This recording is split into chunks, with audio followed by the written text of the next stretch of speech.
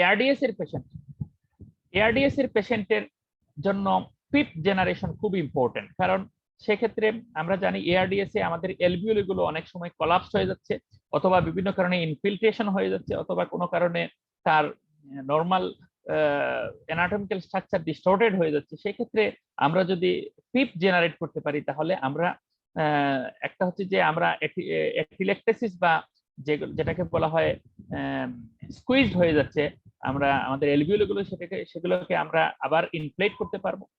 আবার যেটা হচ্ছে এই ফ্লো রেট বাড়ার কারণে যখন আমার এলভিওলিতে একটু প্রেসার বেশি হচ্ছে, প্রেসার জেনারেট অক্সিজেন ডিফিউশন ক্যাপাসিটিটা অনেক বাড়ছে। এবং আরেকটা যেটা প্রথমে বললাম যে ডেড স্পেস কমাচ্ছে। ফাংশনাল রেসিডুয়াল ক্যাপাসিটি, যেহেতু অনেক ফ্লোতে আমি অক্সিজেন দিচ্ছি সেই কারণে আমার সবগুলো এলভিওলি রিক্রুটেড হচ্ছে। আপনারা যদি এলভিওলিটাকে চিন্তা করেন যে আমরা জানি যে আমাদের লাংসে অসংখ্য এলভিওলি আছে, এর মধ্যে যেসব এলভিওলি ডিসটালি বিশেষ করে লোয়ার এবং পোস্টেরিয়র ওয়ালের দিকে আছে সেই সব ক্ষেত্রে সহজে এয়ার যেতে চায় না, অথবা ওগুলো কোলাপসড হয়ে যাচ্ছে। সেই ক্ষেত্রে যদি আমি হাই ফ্লো এনশিওর করতে পারি তাহলে একটা ফিফথ জেনারেশন হচ্ছে, ফিফথ জেনারেশনের মাধ্যমে আমাদের ইনঅ্যাক্টিভ এলভিওলি গুলোকে আমি রিক্রুট করতে পারছি। এবং আমরা জানেন প্রতিটি এলভিওলিতে যে একটু রেসিডুয়াল ভলিউম থাকবে সবগুলো যখন একসাথে যোগ হবে তখনই রেসিডুয়াল ফাংশনাল রেসিডুয়াল ক্যাপাসিটি তৈরি হবে। তো আমি যখন প্রতিটি এলভিওলিকে রিক্রুট করতে পারবো আমার ফাংশনাল রেসিডুয়াল ক্যাপাসিটি বেড়ে যাবে। এটা লাইট এই কারণে যে এটা পেশেন্টের জন্য খুবই কনভেনিয়েন্ট, পেশেন্ট কথা বলতে পারে, নাড়াচাড়া করতে পারে, যে কোনো পজিশনে আমরা শোয়াইতে পারি, এমনকি প্রনিং পর্যন্ত ভালো করতে পারি। আপনারা জানেন যে এই যে একটু আগে আমি যে ডিভাইসটার কথা বললাম এনআরএম দিয়ে একটা পেশেন্টকে প্রনিং করা একটু ডিফিকাল্ট, প্রনিং করলে তার একটা কলাপস হয়ে যেতে পারে, পজিশন ঠিক নাও থাকতে পারে, কিন্তু এই হাই ফ্লো নেজাল ক্যানুলা দিয়ে তাকে প্রনিং করা কম্পারেটিভলি ইজি। ডিফিউশন বাড়ছে, সেটা বললাম যে আমাদের এফআইও2 কোলাপস প্রিভেন্ট হচ্ছে, কোলাপস যত প্রিভেন্ট হবে আমাদের লাং ফিল্ড বাড়তেছে, লাং ফিল্ড বাড়ার কারণে অক্সিজেন ডিফিউশন ক্যাপাসিটি বেশি হচ্ছে। ওয়াশ আউট হচ্ছে কিভাবে, আমার ফ্লো তৈরি হওয়ার কারণে এবং যেহেতু রেসিডিউ ডেড স্পেস বিশেষ করে অ্যানাটমিক্যাল ডেড স্পেসটা থাকছে না, সেই কারণে carbon dioxide easily wash out হচ্ছে।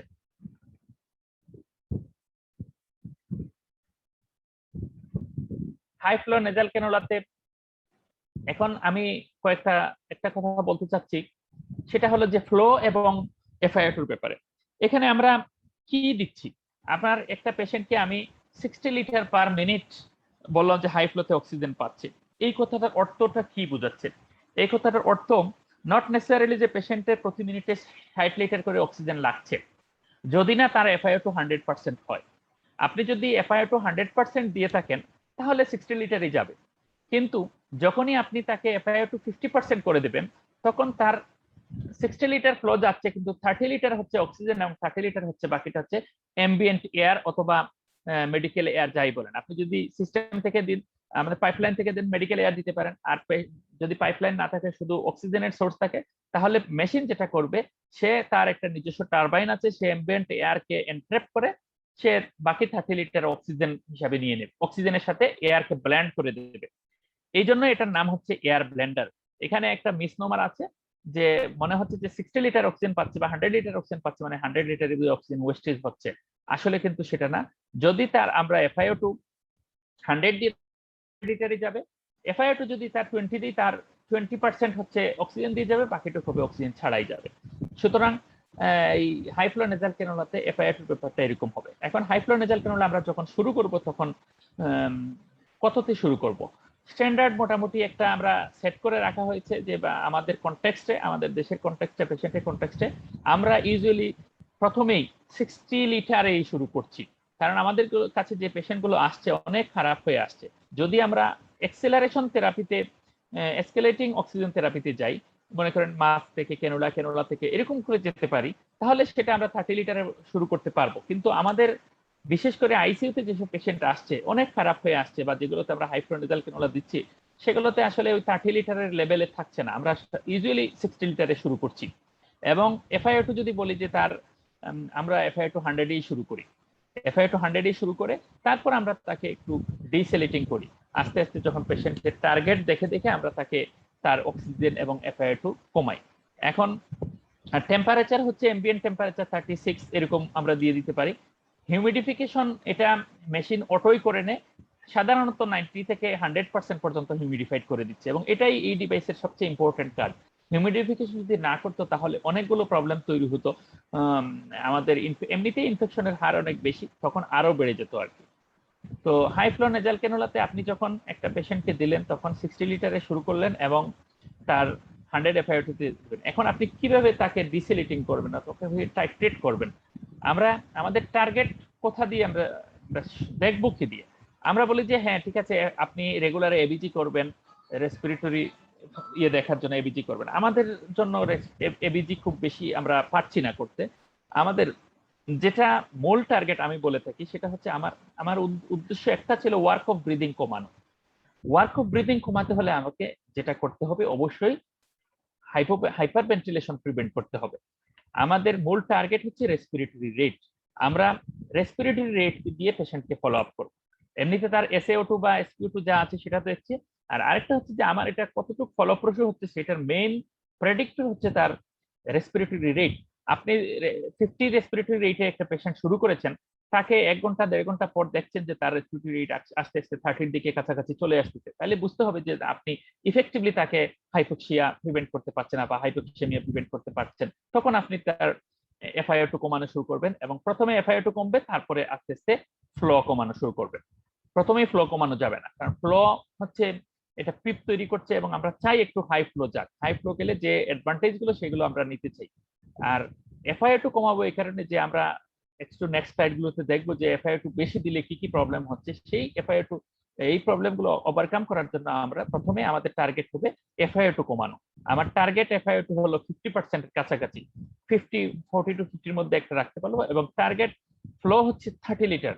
আমি 30 লিটারের নিচে গেলে আর হাই ফ্লো দিয়ে আমার কাজ নেই, তখন আমাকে অন্য ডিভাইসে যেতে হবে, এবং 100 লিটারের উপরে যদি যায় তাহলেও হাই ফ্লো দিয়ে আসলে কাজ হবে না, তখন আমাকে অন্য ডিভাইসে যেতে হবে। সেই জন্য আমার 60 লিটার থেকে ম্যাক্সিমাম 100 পর্যন্ত উঠবো, এবং টার্গেট থাকবে 30 লিটার এসে থেমে যাওয়া। এফআইও2 আমি 100 এ শুরু করব, টার্গেট হবে 50 তে এসে থামা। রেসপিরেটরি রেট আমার 30 এর মধ্যে রাখতে হবে। আমার টার্গেট হলো রেসপিরেটরি রেট পেশেন্টের 30 থাকবে। 30 এর উপরে যদি পেশেন্টের রেসপিরেটরি রেট থাকে, আপনি যতই অক্সিজেন দেন তার ওয়ার্ক অফ ব্রিদিং কমছে না, কারণ সে বরং উল্টোটা হতে পারে, সে হাইপার ভেন্টিলেট হওয়ার কারণে তার হাইপো হাইপোক্যাপনিয়া হবে, তার কার্বন ডাইঅক্সাইড লেভেল অনেক কমে যাবে। অনেক কমে যাওয়ার কারণে অ্যালকালোসিস হবে, এবং এর যে কনসিকুয়েন্স গুলো আমাদেরকে তখন ফেস করতে হবে। এই জন্য তখন যারা আমরা high flow nasal cannula use করবো, এই ডিভাইস এই ব্যাপারগুলো খুব ভালো করে খেয়াল করবো। আচ্ছা, এখন হচ্ছে আরো দুইটা ডিভাইস আছে যেটা আমি এখানে তুলিনি। আমাকে ডক্টর আসাদ বলেছিলেন যে শুধু অক্সিজেন থেরাপির উপর বলবো, আমি ভেন্টিলেশন আসলে ঠিক রেডি করিনি। আর আমার মনে হচ্ছে একটা লেকচারে ভেন্টিলেশনে যাওয়া একটু কঠিন হয়ে যাবে, ভেন্টিলেশনটা আমি আজকে স্কিপ করব। এর আগে আরো দুইটা ডিভাইস আছে যেটা আমি এখানে আপনাদের ঠিক ইয়ে দেখাতে পারছি না, স্লাইড দেখাতে পারছি না, আমি একটু মুখে বলার চেষ্টা করেছি। যেটাকে আমরা বলছি এনআইবি, নন ইনভেসিভ ভেন্টিলেশন, আমরা যেটা দিয়ে প্রোভাইড করছি। নন ইনভেসিভ ভেন্টিলেশন আপনি যখন এসকেলেশন থেরাপিতে যাবেন, আমরা এসকেলেশন থেরাপির একটা স্লাইড আপনারা দেখেন, আমি কখন কোনটা দেব, এই যে এখানে আছে এই স্লাইডে। আমি একটা পেশেন্ট আপনার কাছে আসলো, সেটা খুব আনইউজুয়াল যে তার আপনি নেজাল ক্যানুলা দিয়ে মেনটেন করার মতো অবস্থায় আমরা এখন অন্তত পাচ্ছি না। মেডিসিন ওয়ার্ডে হয়তো কিছুটা পাওয়া যাচ্ছে, আইসিইউ লেভেলে সেরকম পাওয়া যাচ্ছে না। নেজাল ক্যানুলা, ফেস মাস্ক এবং এনআরবি এগুলো দিয়ে আপনি ফেল করছেন, তারপরে আপনি হাই ফ্লো নেজাল ক্যানুলা শুরু করছেন, তারপর সেটা ফেল করলে আমি এনআইবি তে যাচ্ছি। এখানে আসলে কিছুটা ফেলাসি আছে বলে আমার কিছু মনে হচ্ছে। আমাদের দেশে হাই ফ্লো নেজাল ক্যানুলা আমাদের মতো দরিদ্র দেশে এবং আমাদের অত ইনফ্রাস্ট্রাকচার ভালো না, সেক্ষেত্রে হাই ফ্লো নেজাল ক্যানুলা আমরা খুব স্বাচ্ছন্দ্যে ইউজ করতে পারছি না, কারণ অনেক বেশি অক্সিজেনের খরচ হচ্ছে। যদিও আপনি 30 লিটার পার মিনিট অক্সিজেন দিচ্ছেন বা 60 লিটার পার মিনিট অক্সিজেন দিচ্ছেন, এফআইও2 কমলে কিছুটা কমে যাচ্ছে, তারপরও এটা অনেক আমাদের জন্য অন্তত অনেক বেশি হাই ফ্লো। কম্পারেটিভলি যদি আমরা এনআইবি ইউজ করতে পারি, not with mechanical ventilator machine, আমরা যদি আমাদের যে প্রচলিত যে এনআইবি মেশিন গুলো আছে, সিপেপ এবং বাইপেপ বলে আমরা যেগুলোকে বলে থাকি, সেগুলোকে আমরা যদি এনআইবি বলে থাকি, সেই ডিভাইসগুলো আমার কাছে মনে হচ্ছে যে কম্পারেটিভলি কম ফ্লোতে কাজ হয়। আমি এক্ষেত্রে আমাদের শ্রদ্ধেয় শিক্ষক মেজবা স্যারের মতামত নেব, পরে স্যারের কাছে শুনবো। তারপর আমার কাছে মনে হচ্ছে এনআইবি, আমরা যে সিপেপ এবং বাইপেপ যদি ইউজ করে থাকি, সেক্ষেত্রে অনেক কম ফ্লোতে আমাদের টার্গেট অ্যাচিভ করতে পারি। কিন্তু একটু অসুবিধাও আছে। অসুবিধা হলো যে এনআইবি গুলোতে আমরা হাইপোক্সিয়াকে খুব বেশি হেল্প করতে পারি না। যদি পেশেন্টের হাইপোক্সিয়া হয়ে থাকে তাহলে সেই ক্ষেত্রে খুব বেশি হেল্প করার সুযোগ থাকে না। তারপরেও যাদের আমাদের কোনো ডিভাইস নাই বা আমরা হাইফ্লো নেজাল ক্যানুলা ইউজ করতে পারছি না, সেক্ষেত্রে আমরা এনআইবি ইউজ করতে পারি। এনআইবি সম্পর্কে আমি কয়েকটা কথা একটু বলতে চাচ্ছি। এনআইবি আমরা কখন বলি, যে দুইটা ফর্মে এনআইবি দেওয়া হয়।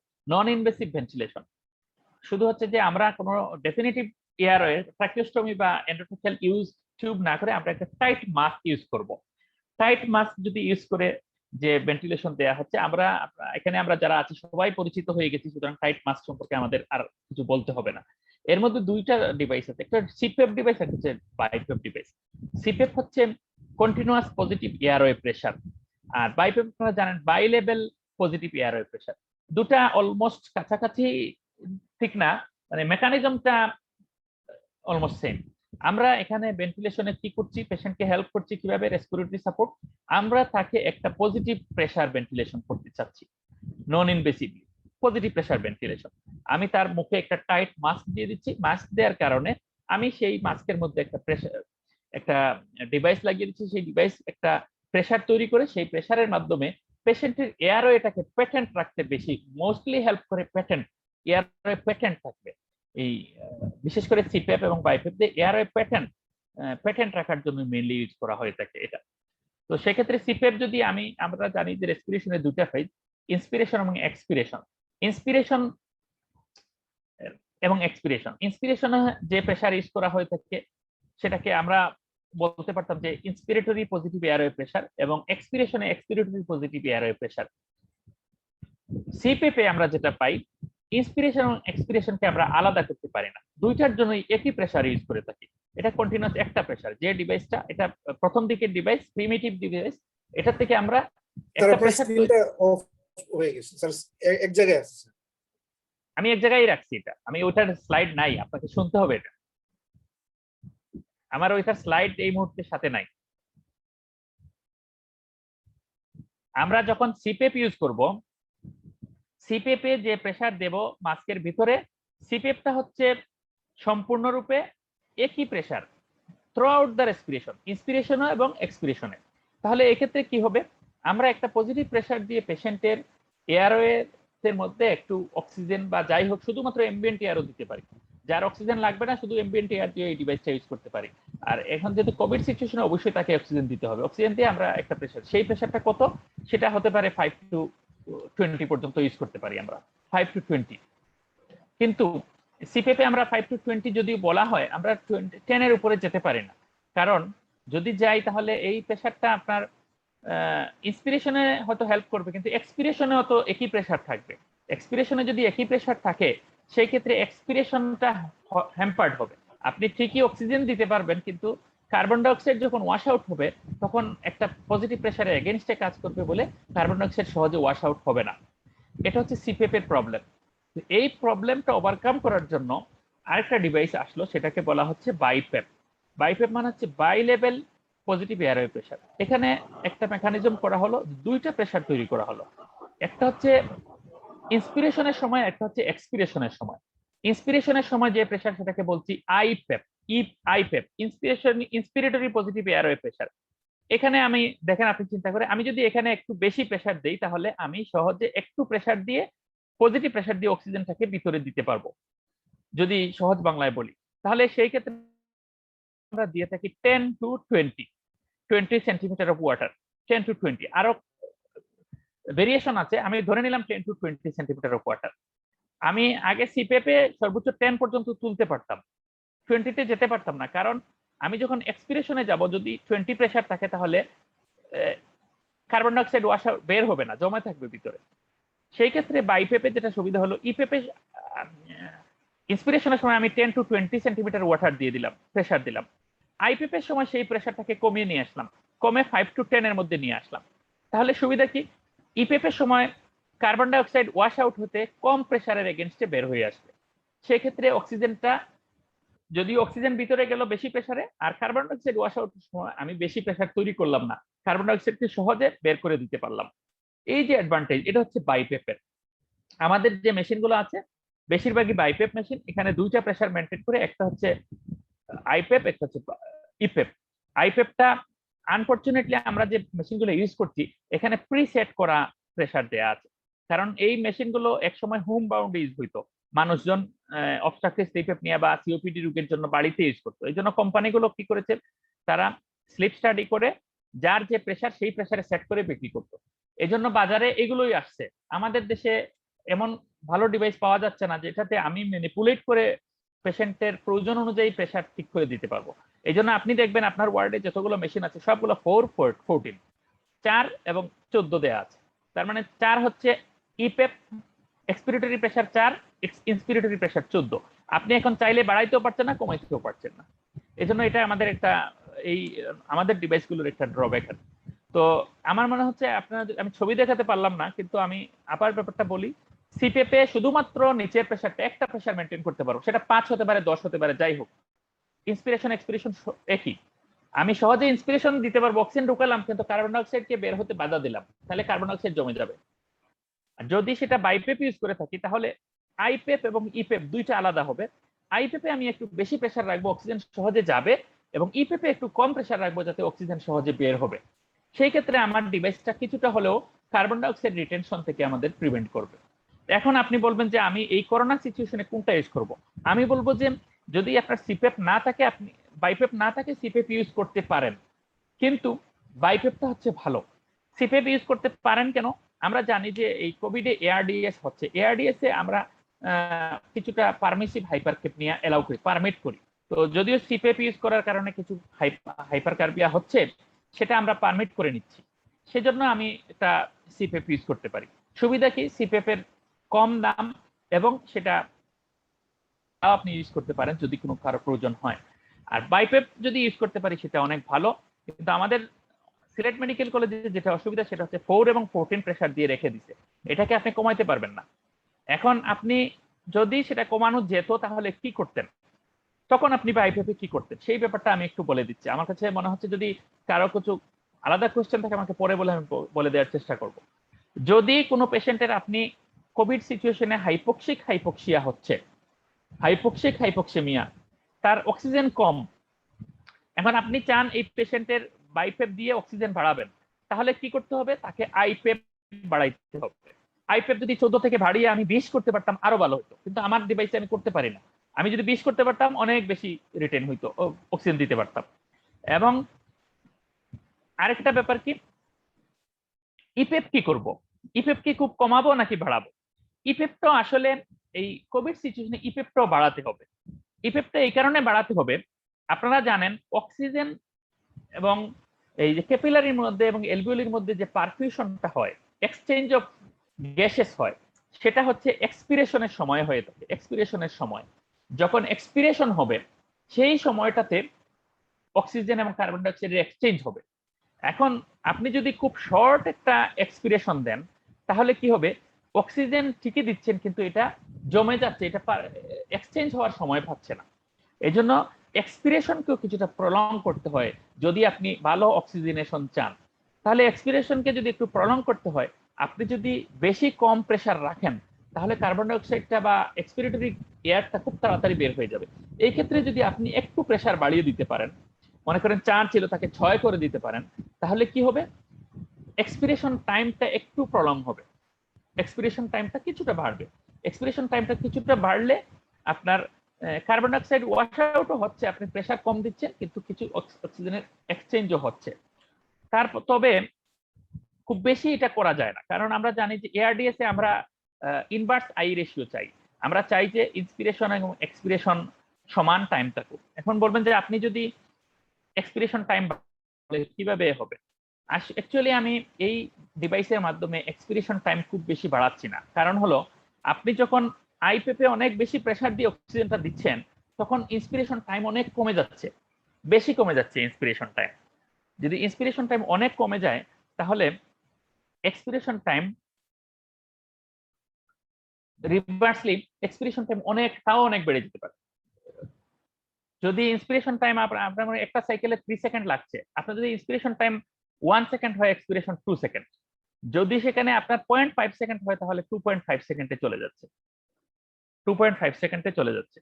এই জন্য এখানে আমি এক্সপিরেশন প্রেসারকেও একটু বাড়িয়ে দিলে যেটা হবে এক্সপিরেশন টাইমটা একটু প্রলং হলেও যদি আপনি বাড়াতে না পারেন তাহলে যেটা হবে যে আপনার পারমিসিভ হাইপারকেপনিয়া হবে। যদিও আমরা এআরডিএস এ কিছুটা পারমিসিভ হাইপারকেপনিয়া এলাও করি, সেক্ষেত্রে আপনার যদি অক্সিজেনেশন যেটা আপনি মনে করেন 4 এবং 20 দিচ্ছেন, দিয়ে আপনি এবিজি করে দেখছেন যে আপনার অক্সিজেনেশন ভালো হচ্ছে, কার্বন ডাইঅক্সাইডে ওয়াশ আউটের প্রবলেম হচ্ছে না, তাহলে আপনি ঠিক আছে রাখলেন কম আইপেপ, ইপেপ এবং বেশি আইপেপ। কিন্তু যখন দেখলেন যে কার্বন অক্সিজেনও বাড়ছে ঠিকই কিন্তু কার্বন ডাইঅক্সাইড অনেক কমে যাচ্ছে, সেই ক্ষেত্রে আপনাকে ইপেপ একটু বাড়িয়ে দিতে হবে। তো যাই হোক, আমরা এই এত জটিলতায় যাচ্ছি না, কারণ আমাদের যে ডিভাইস গুলো আছে সেটা আমরা খুব বেশি পরিবর্তন এই মুহূর্তে করতে পারবো না। সুতরাং আমাদের এখানে 4 এবং 14 ডিভাইস দেওয়া আছে, সেটা করবো। এই হাই ফ্লো নেজাল ক্যানুলার উপরে এটার কি অ্যাডভান্টেজ আছে? অ্যাডভান্টেজ হলো এখানে আপনি অনেক কম অক্সিজেন ফ্লো দিচ্ছেন।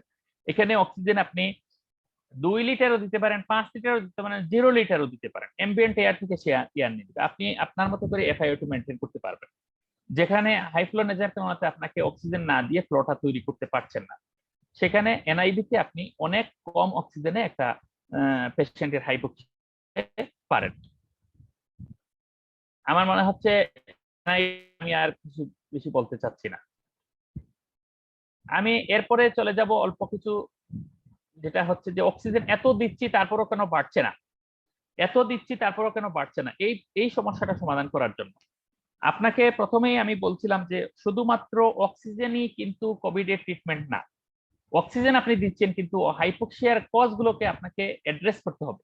সেখানে যদি পেশেন্টের অন্যান্য প্যাথোলজি থাকে, আপনার অন্য প্যাথোলজি তো আছেই, ডেফিনেটলি একটা নিউমোনিয়া আছেই, সেই নিউমোনিয়া কে ট্রিট করার জন্য যা যা করতে হয় সেটা আপনি অ্যান্টিভাইরাল দিচ্ছেন, অ্যান্টিবায়োটিক দিচ্ছেন, সেটা দিচ্ছেন। পেশেন্টের শক আছে, শক প্রিভেন্ট করতে হবে। পেশেন্টের অ্যাসিডোসিস, মেটাবলিক অ্যাসিডোসিস হয়ে যাচ্ছে কোনো কারণে, ইনফেকশনের কারণে হোক, সেপসিসের কারণে হোক, অথবা তার আনকন্ট্রোল ডায়াবেটিস মেলাইটিসের জন্য হোক, অথবা তার একটা সবসময় ক্রনিক হাইপোক্সিক ফেলিওর আছে, সেসব কারণকে অ্যাড্রেস করতে হবে, না হলে আপনি অক্সিজেনেশন বাড়াতে পারবেন না। আর যেটা করতে হবে, পেশেন্টকে তার এসকেলেটিং থেরাপি এডুকুয়েটলি ফলো করতে হবে। তাকে যখন যেটা দরকার সেই অক্সিজেনটা দিতে হবে, আপনি এডুকুয়েটলি দিতে হবে। একটা পেশেন্টের আপনাকে রিসিভ করলো যখন, তখন 70% তার এসপিও2 দেখলেন এবং তার সব রকম অক্সিজেন বাড়ানোর কিছুটা চেষ্টা করে দেখলেন যে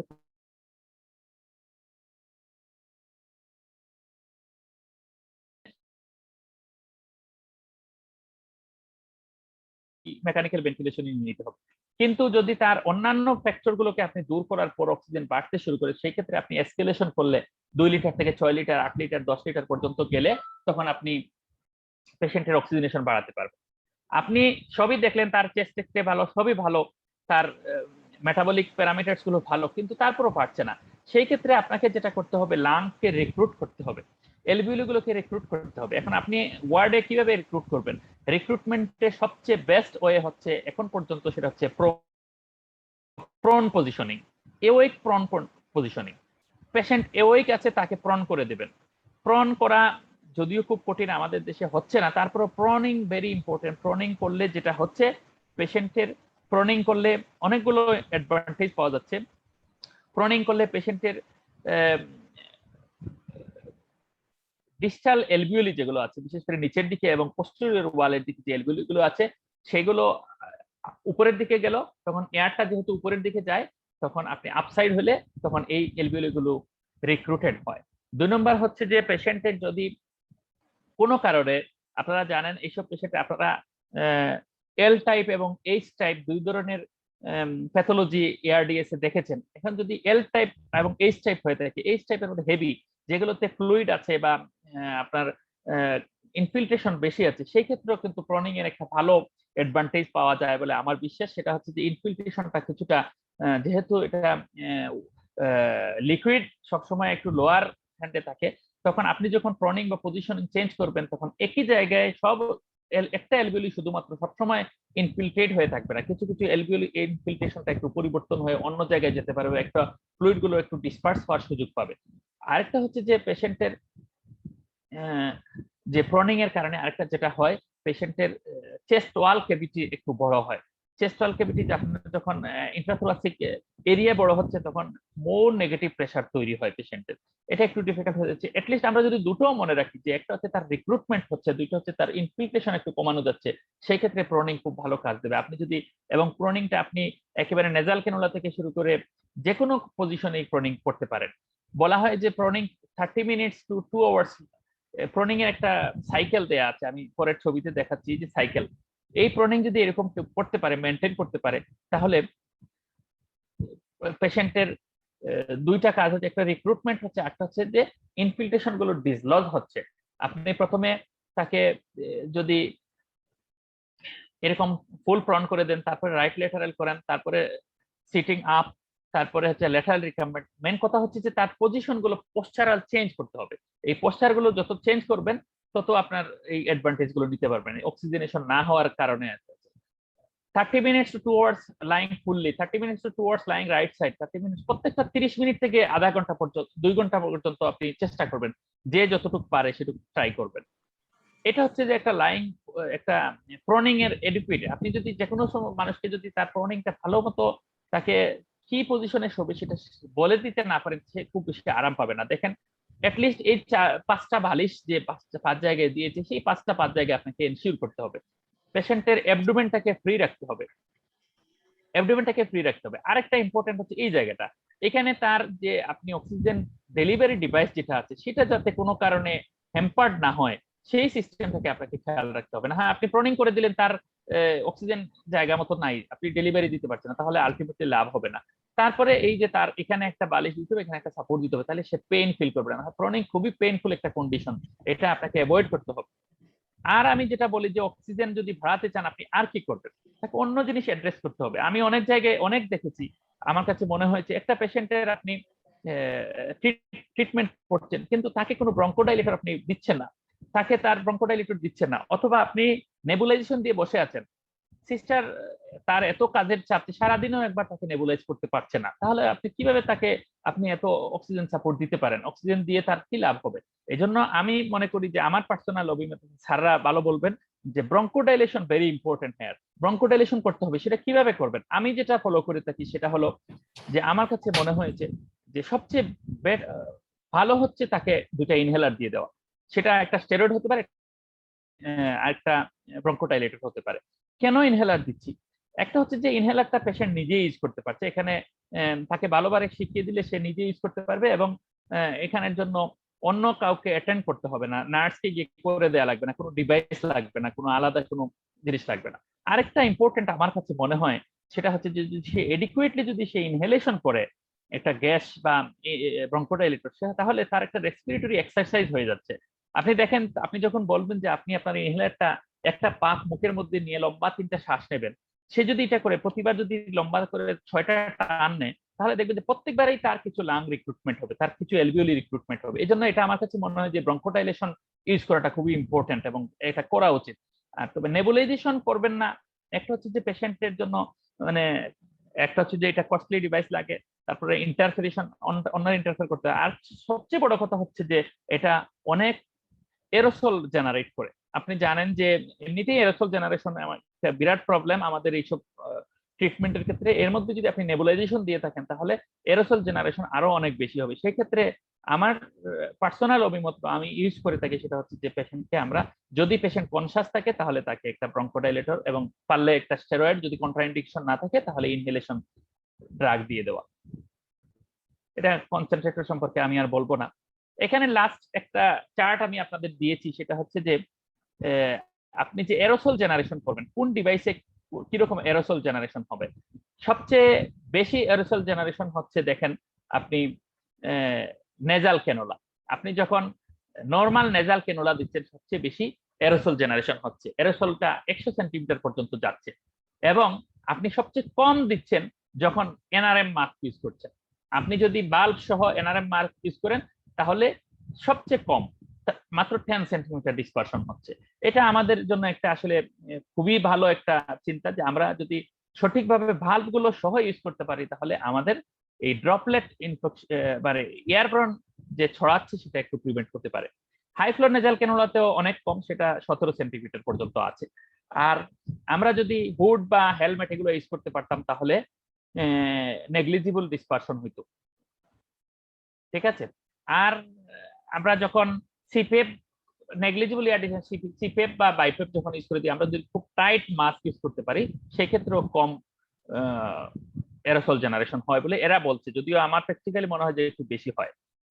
আচ্ছা, আমার লাস্ট 2-3টা স্লাইড আছে, সেটা একটু কথা না বললেই না হচ্ছে। এই অক্সিজেনের যে অক্সিজেন আমরা এতক্ষণ জেনেছি অক্সিজেন একটা ড্রাগ। এই অক্সিজেন ড্রাগের আপনারা জানেন সব ড্রাগের যেরকম অ্যাডভার্স ইফেক্ট আছে, ইরেশনাল ইউজের ক্ষেত্রে অনেক রকম বিপদ হতে পারে, সেই ক্ষেত্রে side effect and complication of oxygen therapy খুব মাথায় নিতে হবে এবং ভালো করে এটাকে প্র্যাকটিস করতে হবে। আমরা যেভাবে শুরু করেছি বা যেভাবে হচ্ছে সেটাতে এই তিনটার সাথে আমি বলবো যে অক্সিজেন টক্সিসিটি, রেট্রোল্যান্টাল ফাইব্রোপ্লাসিয়া, অ্যাবজর্পশন অ্যাটিলেকটেসিসের এর উপরে হচ্ছে যে আমরা যে স্ট্র্যাটেজিক প্রবলেম ফিল করছি এই মুহূর্তে ওসমানী মেডিকেল কলেজে সব জেনারেল রুটিন অপারেশন বন্ধ, এমনকি ইমার্জেন্সি অপারেশন আমরা করতে পারছি না, ইমার্জেন্সি ল্যাপারোটমি জেনারেল এনএসথেসিয়া সেদি করতে পারছি না, কারণ আমাদের অক্সিজেনের ক্রাইসিস তৈরি হয়েছে। এই যদি আমরা অক্সিজেনের অ্যাডভার্স ইফেক্ট এবং স্ট্র্যাটেজিক অ্যাডভার্স ইফেক্টও যদি জানতে পারি তাহলে আমরা ইরেশনাল ইউজ থেকে বাঁচবো বলে আমার মনে হয়। অক্সিজেনের সাইড ইফেক্ট তিনটা মেইন ব্রড লাইনে আমরা যদি বলি, অক্সিজেন টক্সিসিটি, আরেকটা হচ্ছে রেট্রোল্যান্টাল ফাইব্রোপ্লাসিয়া, আরেকটা হচ্ছে অ্যাবজর্পশন অ্যাটিলেকটেসিস। এই তিনটা আমি অল্প স্বল্প করে বলে দিচ্ছি। অক্সিজেন টক্সিসিটি যদি আমরা বলি, অক্সিজেন টক্সিসিটিতে কি হয় না হয় সেটা আমরা অনেক বড় টপিক, সেটা সামান্য কিছু সাইন সিম্পটম বলবো। এমনিতে আমরা একটা থাম্ব রুল আছে যে আপনি কখন অক্সিজেনের কমপ্লিকেশন শুরু হবে বা টক্সিসিটি শুরু হতে পারে।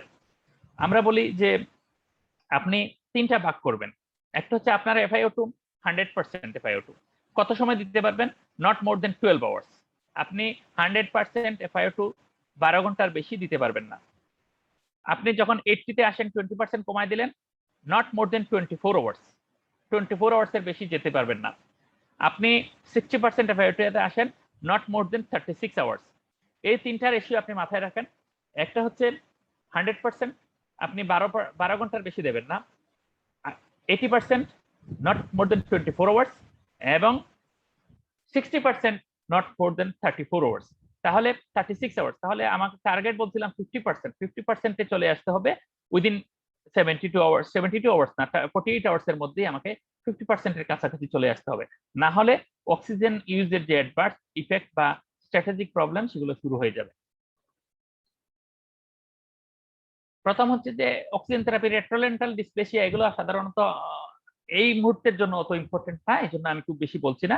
এটা একটু রেটিনাল ভেসোকনস্ট্রিকশন হয় রেটিনাল সাপ্লাই, বাচ্চাদের ক্ষেত্রে বিশেষ করে এনআইসিইউতে এই প্রবলেম গুলো হয়ে থাকে, অনেকের হয়ে থাকে, সুতরাং বাচ্চাদের ক্ষেত্রে অক্সিজেন কোনো মতেই বেশিক্ষণ দেওয়া যায় না।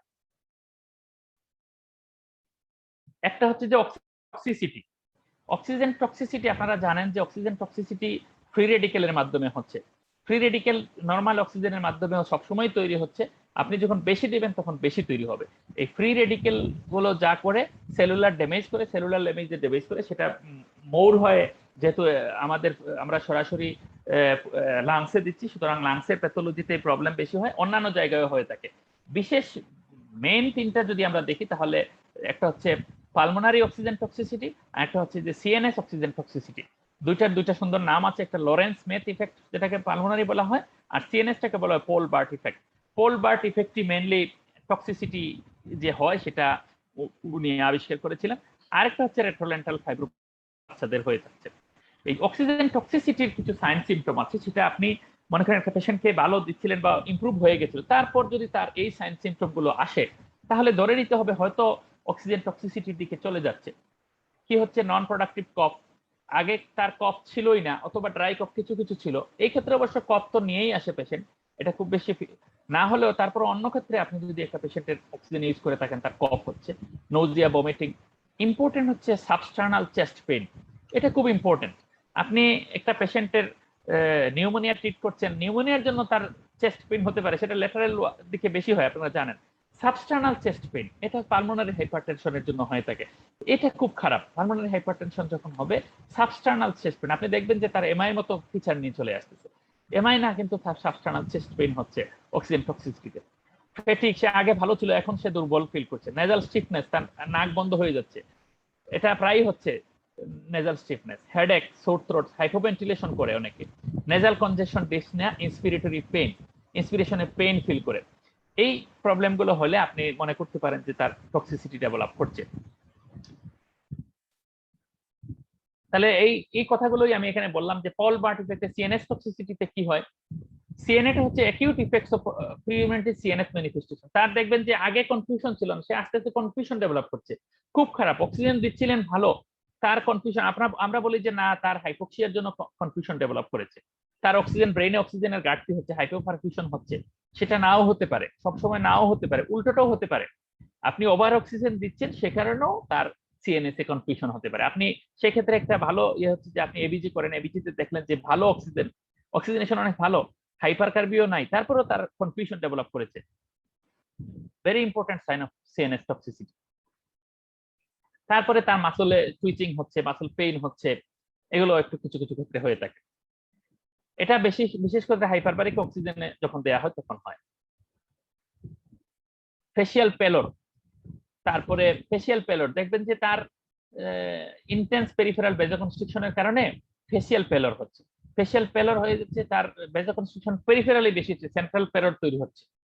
কগহুইল ব্রিদিং সম্পর্কে আপনাদের আইডিয়া আছে না জানি না, আমরা যারা অ্যানেস্থেসিয়াতে কাজ করি আমাদের খুব আইডিয়া আছে। আমরা দেখি যে অনেক সময় ইনএডিকুয়েট রিভার্সাল হলে পেশেন্ট কিছুক্ষণ পরেই একটা শ্বাস নেয়, কিছুক্ষণ পরেই একটা লম্বা শ্বাস, শক্ত করে একটা শ্বাস নিচ্ছে, যেমন জাকুনি দিয়ে উঠছে, এটাকে বলা হয় কগহুইল ব্রিদিং। ডায়াফ্রামাটিক টুইচিং হয়, ডায়াফ্রামটা কনস্ট্রিকশন হয় এই সেন্ট্রাল কারণে, এটা একটা সাইন। বার্টাইগোনোজি হতে পারে, অল্টার্ড বিহেভিয়ার, আগে ভালো ছিল, তার বিহেভিয়ারে প্রবলেম হচ্ছে। আপনাদের একটা এক্সাম্পল বলি, আমার আইসিইউতে একটা প্রেগনেন্ট লেডি আছে, সে কয়েকদিন আগে দেখলাম যে সে একটা ডিভাইস দিয়ে তার হাত কেটে ফেলছে, ইচ্ছা করে কেটে ফেলছে। তার এটা হতে পারে যে আইসিইউ থেকে তার সাইকোসিস হচ্ছে, আবার যে অক্সিজেন অতিরিক্ত দেওয়ার কারণে যে তার অল্টারেশন অফ বিহেভিয়ার হচ্ছে না সেটাও না, কিন্তু সেটাও হতে পারে। কনভালশন পর্যন্ত এটা ম্যানিফেস্টেশন হয়। পালমোনারি তো আপনাদের বললাম, পালমোনারি ফিচার্স গুলো কি হয় সেটা বললাম। ট্রাকিও ব্রঙ্কাইটিস হয়, এই যে ব্রঙ্কিয়াল এয়ারওয়ে গুলোতে আপনার ব্রঙ্কাইটিস হবে। তারপর এআরডিএস হবে, পালমোনারি ইন্টারস্টিশিয়াল ফাইব্রোসিস হচ্ছে। এই প্রবলেমগুলোর জন্য তার রেস্টোস্টার্নাল ফাইব্রোসিস হলে তার পালমোনারি হাইপারটেনশন বেড়ে যাচ্ছে, তারপরে ব্রঙ্কাইটিসের কারণে রেট্রোস্টার্নাল পেইন হচ্ছে। একটা কথা আছে অ্যাবজর্পশন অ্যাটিলেকটেসিস বলে একটা কথা আছে, এটা হচ্ছে অক্সিজেনের একটা অন্যতম অ্যাডভার্স ইফেক্ট। এবং আপনি যারা দীর্ঘদিন ধরে যে অক্সিজেন দিচ্ছেন, দিয়ে প্রথম দিকে ভালো ছিল, পরের দিকে খারাপ হয়ে গেল পেশেন্টের, এটার কারণ হচ্ছে অ্যাবজর্পশন অ্যাটিলেকটেসিস। একটা পিকচার আছে, এটা দিয়ে আমি আপনাদের একটু বুঝাচ্ছি। এই যে আমাদের এই হচ্ছে একটা এলভিওলিতে অক্সিজেন থাকছে, আবার নাইট্রোজেনও থাকছে। লালটা হচ্ছে, এটা হচ্ছে যদি আমি সাদাগুলোকে অক্সিজেন বলি আর লাল ডটগুলোকে নাইট্রোজেন বলি। নর্মাল রেসপিরেশনের ক্ষেত্রে আমি যখন এম্বিয়েন্ট এয়ার নেই, তখন এখানে অক্সিজেনও থাকবে, নাইট্রাসও থাকবে, অন্যান্য ইনার্ট গ্যাস সব থাকবে, বরং অক্সিজেন থাকবে মাত্র 21%, আর বাকিগুলো থাকবে 79%। অক্সিজেনের একটা স্পেশাল বৈশিষ্ট্য হলো খুব তাড়াতাড়ি ডিফিউজ হয়, ডিফিউশন তাড়াতাড়ি হয়, টিস্যু লেভেলে তাড়াতাড়ি চলে যেতে পারে। আপনি যখন কোনো পেশেন্ট, আর নাইট্রোজেনের বা ইনার্ট গ্যাসগুলোর বৈশিষ্ট্য হলো এগুলো ইনার্ট, মানে এদের ডিফিউশন হয় না, সে এখানে বসে থেকে কি কাজ করে, সে এই এলভিওলিটাকে কোলাপস হতে দেয় না, প্রিভেনশন অফ কোলাপস এটার কাজ। আরেকটা কাজ সারফাক্টেন্টও এই কাজটা করে, সাথে নাইট্রোজেনও করে। তো যখন এখানে শুধু আপনি 100% অক্সিজেন দেবেন কোনো পেশেন্টকে, তখন কি হবে, এখানে দেখেন কোনো নাইট্রোজেন নাই, সবগুলো অক্সিজেন হয়ে গেল। তো অক্সিজেন খুব তাড়াতাড়ি ডিফিউশন হয়ে যায়, অক্সিজেন তাড়াতাড়ি ডিফিউশন হয়। তো অক্সিজেন তাড়াতাড়ি ডিফিউশন হয়, কিন্তু সেটাকে কোলাপস প্রিভেন্ট করার জন্য আগে নাইট্রোজেন ছিল, এখন সেখানে কোনো নাইট্রোজেন নাই। আপনি 100% অক্সিজেন দিচ্ছেন, শুধু কোনো নাইট্রোজেন নাই, তাহলে কি হবে, এরকম অক্সিজেন এই এলভিওলিটা কোলাপস হয়ে যাবে। নাইট্রোজেনের ঘাটতির কারণে শুধুমাত্র অক্সিজেন দিচ্ছেন, অক্সিজেন তাড়াতাড়ি ব্লাডে চলে যাচ্ছে, ডিফিউশন হয়ে হয়ে কোলাপস হয়ে যাচ্ছে।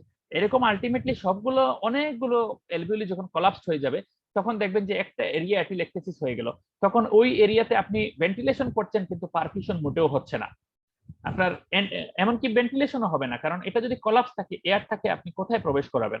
এই যে অ্যাটিলেকটেসিস হয়, এটাকে বলা হয় অ্যাবজর্পশন অ্যাটিলেকটেসিস। এটা 100% বা বেশি এফআইআর দেওয়ার একটা অন্যতম একটা অ্যাডভার্স ইফেক্ট। কারণ এখানে দেখেন নাইট্রোজেনটা রিপ্লেস হয়ে যাচ্ছে অক্সিজেন দ্বারা, অক্সিজেন 100% দিচ্ছেন, নাইট্রোজেন নাই, সুতরাং নাইট্রোজেন যেটা তার কলাপস প্রিভেন্ট করছিল সেটা প্রিভেনশন করতে পারলো না, এই জন্য কলাপস হয়ে গেল। এইটা হচ্ছে অ্যাবজর্পশন অ্যাটিলেকটেসিস। এটা অক্সিজেন থেরাপির, প্রলং অক্সিজেন থেরাপির, হাই এফআইআর অক্সিজেন থেরাপির একটা অন্যতম অ্যাডভার্স ইফেক্ট। এটা প্রিভেন্ট, এটার জন্য অনেকগুলো অ্যাটিলেকটেসিসের যত রকম সাইন সিম্পটম আছে সব রকম এরকম প্রকাশিত হবে, এবং পালমোনারি ইফেক্ট গুলো মেইনলি অ্যাবজর্পশন অ্যাটিলেকটেসিসের জন্য হয়ে থাকে। এই যে টক্সিসিটির আমি সাইন সিম্পটম গুলো যদি একসাথে করে থাকি, তাহলে আপনারা একবার দেখে নিতে পারেন যে কি সিজার হতে পারে, ভিজুয়াল ফিল্ড লস হচ্ছে, নেয়ার সাইড ক্যাটারেক্ট হয়, ব্লিডিং হয়, ফাইব্রোসিস হয়, টুইচিং হচ্ছে, জার্কি ব্রিদিং, ইরিটেশন, কাফিং, এগুলো হচ্ছে ইমিডিয়েট দেখে আপনি বুঝতে পারবেন। সিজার হচ্ছে, জার্কি ব্রিদিং হচ্ছে, ইরিটেশন হচ্ছে, কাফিং, এগুলো হচ্ছে ইমিডিয়েটলি দেখে আপনি বুঝতে পারবেন যে তার অক্সিজেন টক্সিসিটি হচ্ছে। তাহলে প্রিভেন্ট করবেন কিভাবে? প্রিভেনশন হচ্ছে use lowest FiO2 for shortest time. সবচেয়ে কম সময়ে আমরা কম FiO2 দেব, বেশি FiO2 দেব না। Air brake intermittent or air breathing periods দিতে হবে। তাকে, পেশেন্টকে আপনি যদি তার মেনটেন করা না যায়, তাহলে তাকে মাঝে মাঝে কম FiO2 দিয়ে ব্রিদিং করতে হবে, তাকে মেনটেন করতে হবে। আর্লি ইউজ অফ পিপ, এই যে পিপটা আপনি যে যত দিবেন, অ্যাটিলেকটেসিস, অ্যাবজর্পশন অ্যাটিলেকটেসিস হলেও এই পিপ কিছুটা প্রিভেন্ট করবে। মেনটেন অ্যাসিড বেস ব্যালেন্স, তার মেটাবলিক যে ইম্পেয়ারমেন্ট আছে সেগুলোকে ঠিকঠাক রাখতে হবে। এবং কিছুটা বলা হয় থেকে অ্যান্টিঅক্সিডেন্ট, এগুলো অ্যান্টিঅক্সিডেন্ট আসলে ইমিডিয়েট কাজ করবে না, এগুলো হয়তো প্রলং ক্ষেত্রে কাজ করতে পারে। তো মেইন আমাদের হচ্ছে যে টক্সিসিটি প্রিভেন্ট করতে হলে আপনাকে FiO2 কম দিয়ে কম সময়ে কম FiO2 তে বেশি অক্সিজেন লাগতে হবে। তো আমার লাস্ট মেসেজ হচ্ছে এই টক্সিসিটি থেকে আপনাদের জন্য এটাকে মনে রাখতে হবে, high level of oxygen in the blood and tissue can be helpful or damaging depending on circumstances. আপনি, আপনার যে অক্সিজেন অনেক বেশি আছে সেটা ভালো হতে পারে, খারাপও হতে পারে, আপনার সার্কামস্টেন্সেস আপনাকে ডিকটেট করবে আপনি যে কিরকম রাখতে চান। তো সবাইকে অনেক ধন্যবাদ আমাকে আমার এই বকবকানি শোনার জন্য। আমার মনে হয় সবাই বিরক্তই হয়ে গেছেন, আমি জানি না কতজন আমাদের সাথে আছেন। আমি আপাতত শেষ করলাম, ধন্যবাদ সবাই। স্যার থ্যাংক ইউ স্যার, অত্যন্ত গুরুত্বপূর্ণ এবং তথ্যবহুল প্রেজেন্টেশন স্যার, এবং আপনি সময় নিয়ে আমাদের প্রেজেন্ট করছেন স্যার। আরেকটি বিষয় হচ্ছে স্যার, একটা জটিল বিষয় আমাদের সবার কাছে ছিল এটা মূলত, এবং আপনি যথেষ্ট মানে সহজ ভাষায় আমাদেরকে সেটি বোঝানোর চেষ্টা করেছেন, এবং আমার বিশ্বাস যে যারা অডিয়েন্স সবাই মোটামুটি যথেষ্ট মনোযোগ দিয়ে দেখেছে স্যার, আমি দেখলাম শুরু থেকেই স্যার। তো আপনাকে অসংখ্য ধন্যবাদ আবারও স্যার। এই পর্যায়ে স্যার আমরা আমাদের প্যানেল এক্সপার্ট থেকে অপিনিয়ন নিব, তারপর আমরা প্রশ্নোত্তর সেশনে যাব। প্রথমেই অনুরোধ করছি, আমাদের সাথে আছেন ডাক্তার ASM মেজবা স্যার। স্যারকে অনুরোধ করবো স্যার আপনার মূল্যবান মতামত দিবেন আজকের এই প্রেজেন্টেশনের বিষয়বস্তু নিয়ে sir. Sir Mezba sir. Sir thank you. আমার কথা শোনা যাচ্ছে? জি স্যার, ক্লিয়ার স্যার। সময় লাগবে। প্রথমে আমি ধন্যবাদ সময় নিয়ে করতে হবে, অল্প আছে। সুন্দর একটা প্রোগ্রাম আয়োজন করার জন্য। আর নেক্সট ডক্টর মনিরুল ইসলাম ডালিম, ওনাকে আমি বিশেষভাবে ধন্যবাদ জানাই, একটা অতি সুন্দর একটা প্রেজেন্টেশন তৈরি করার জন্য। অনেক বড় বড় প্রেজেন্টেশন রেডি করছেন, কিন্তু এইখান থেকে আমি অনেক কিছু জানতে পারছি। আমি মনে করি ডক্টর মনিরুল ডালিমকে নিয়ে আপনারা যদি আরো একটা না, আপনাকে যদি এটাকে আরো কয়েক ভাগে ভাগ করতেন, দুইটা আছে, পার্ট 1 পার্ট 2 করতেন, আমার মনে হয় একটু সুন্দর হতো। এবং এই কোভিড সিচুয়েশনে ক্রিটিক্যাল কেয়ারটা এত বেশি গুরুত্বপূর্ণ, আমার মনে হয় যারা সিলেট এমএজি ওসমানী মেডিকেল কলেজে কাজ করছে, আমাদের সকলেরই এই জিনিসগুলো জানা দরকার। আমি বেশি কয়েকটা কথা ডালিম, ডক্টর ডালিম বলছেন, ডালিমকে আমি তুমি করেই বলি, কারণ আমি আমি 2010-এ যখন আসছি তখন থেকে ডালিমের সঙ্গে আমার পরিচয়। সে ডালিম তখন ওসমানীতে ছিল না, but I have a good relation with him, এবং সব সময় এখনো যে কোনো প্রয়োজনে আমি ডালিমকে বা ডালিম আমাকে যোগাযোগ রাখে, এই কথাটা আমি বলে রাখি। আচ্ছা, এরপরে হচ্ছে দুইটা কথা, একটা বললো যে বাইপ্যাপ সম্পর্কে একটা কি বলছিলেন নাকি ডালিম? আমি বলতে চাচ্ছিলাম, এটা কি হাই ফ্লো ডিভাইস বলবো নাকি লো ফ্লো ডিভাইস বলবো? এটা হাই ফ্লো ডিভাইস না, জি স্যার, হ্যাঁ এটাই। বাইপ্যাপটা তো বাইপ্যাপে হাই প্রেসার লো প্রেসার দুই সিস্টেমই আছে, কিন্তু ফ্লো কিন্তু লো ফ্লো, আমি জি স্যার, জি। যতদূর জানি, ঠিক কিনা জানি না। জি স্যার, আমি এটাই আমারও মনে হচ্ছিল। Low flow system, but it possess both high pressure system এবং লো প্রেসার বাইপ্যাপ, দুইটা প্রেসারই আছে, ফ্লো কিন্তু লো। জি এক নম্বর কথা। আচ্ছা, 2 নম্বর আরেকটা জিনিস আমি সাপ্লিমেন্ট করতে চাচ্ছি ডালিমের ওখান থেকে, যে বাইপ্যাপ আগে দিব, বাইপ্যাপ বা এনআইভি আগে ইউজ করব, নাকি হাই ফ্লো নেজাল ক্যানুলা আগে ইউজ করব? এটা কিন্তু আমাদের সবারই এটা একটা বড় প্রশ্ন। এখানে জি আমি যেটা মনে করি, বা আমি বিভিন্ন গাইডলাইন থেকে যেটা আমি আগেও আমি একটা ফেসবুকে পোস্ট করছি, আমি দেখছো বোধহয় ডালিম ওখানে রিয়াক্ট করছো, আমি জানি এটা। স্যার। সেখানে আমি সবসময় বলছি যে ইফ দেয়ার ইজ অ্যাভেলেবল, যদি থাকে আমাদের high flow nasal cannula, we should use high flow nasal cannula first. এটা হচ্ছে আমাদের তাত্ত্বিক কথা। কিন্তু আমাদের জি স্যার। অক্সিজেন কনজাম্পশন বেশি হয় বা আমাদের সাপ্লাই কম, এইগুলো যদি যদি চিন্তা করি, তাহলে উই ক্যান ইউজ এনআইভি। আমি মনে করি যে তাত্ত্বিকভাবে আমরা হাই ফ্লো নেজাল ক্যানুলা আগে ইউজ করব, আর এনআইভি লেটার আমরা যখন NIV high flow nasal cannula যখন অ্যাভেলেবল থাকবে না, তখন উই ক্যান ইউজ এনআইভি। হ্যাঁ, এনআইভি আগে ইউজ করতে পারি কিছু কন্ডিশনে। সেই কন্ডিশনটা কি?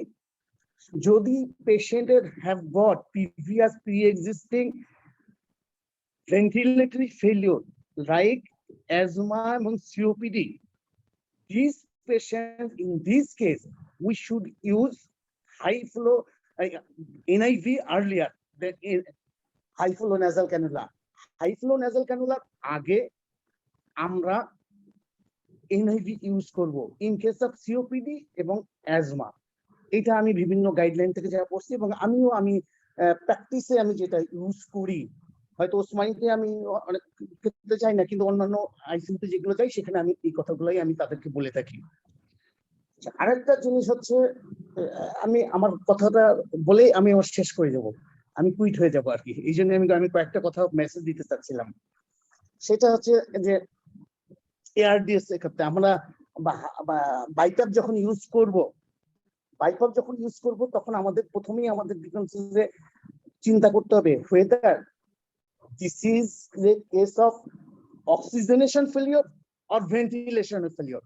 এই জিনিসটাকে আমি সবসময় আমি গুরুত্ব দিই, এটা অক্সিজেনেশন বা ডিফিউশন ফেলিওর কিনা, এটা ডিফিউশন ফেলিওর কিনা, অর্থাৎ এআরডিএস নিউমোনিয়া এই জিনিস কিনা, অথবা ভেন্টিলেটর ফেলিওর কিনা, অর্থাৎ সিওপিডি অ্যাজমা এই লাইনে যাচ্ছে কিনা।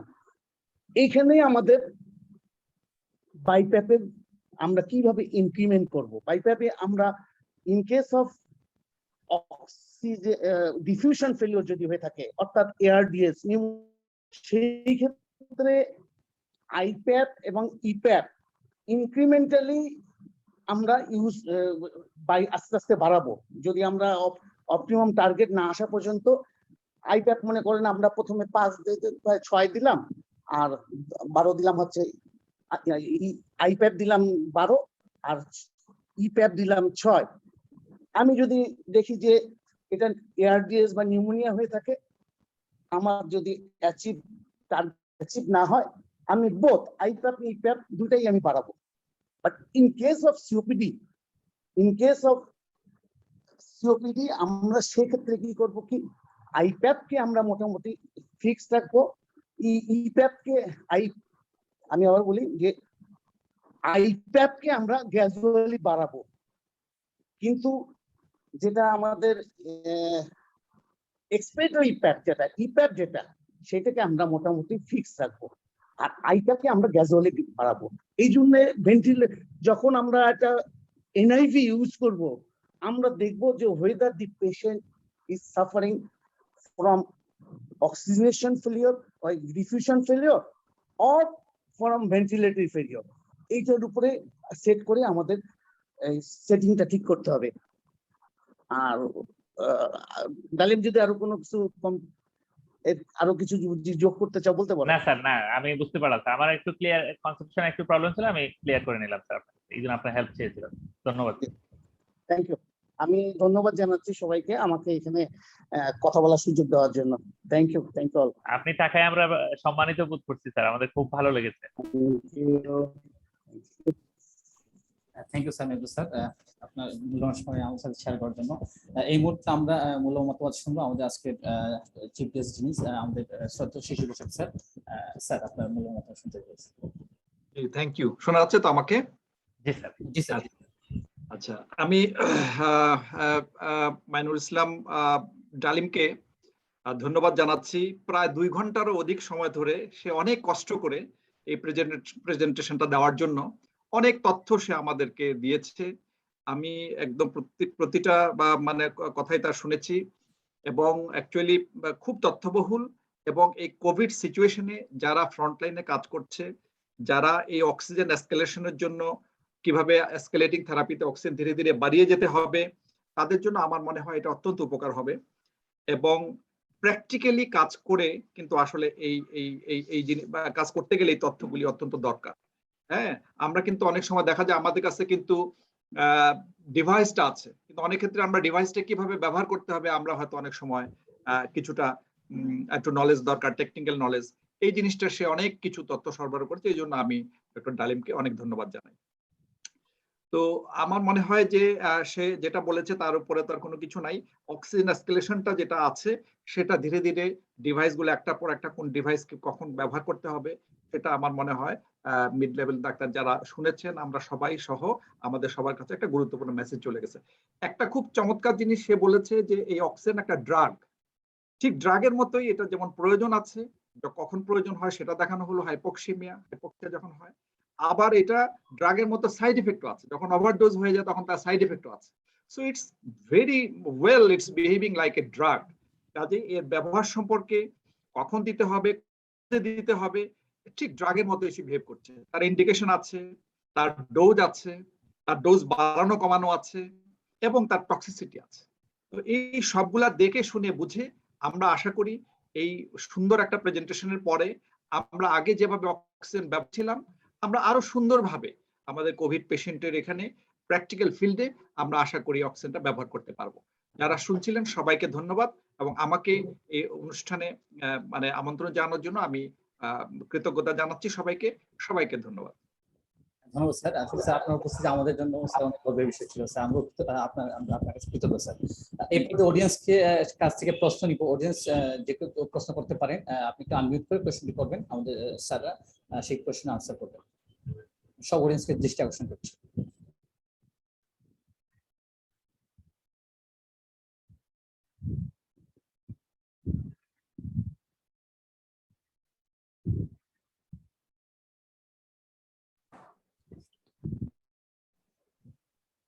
স্যার যদি আমাদের একটু অক্সিজেন কনসেন্ট্রেটর নিয়ে কিছু বলতেন আর কি। ডালিম স্যারকে বলতেছি।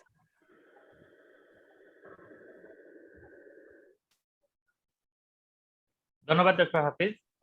অক্সিজেন কনসেন্ট্রেটর আমি একটু রেডি করেছিলাম, বলতে চাচ্ছিলাম, কিন্তু আসলে আমরা যে হাসপাতালে কাজ করি বা যে লেভেলে কাজ করি আমাদের ঠিক অক্সিজেন কনসেন্ট্রেটর অতটা মানে যে অক্সিজেন কনসেন্ট্রেটর গুলো এখন পাওয়া যাচ্ছে সেগুলো ইউজ করার কথা ছিল না।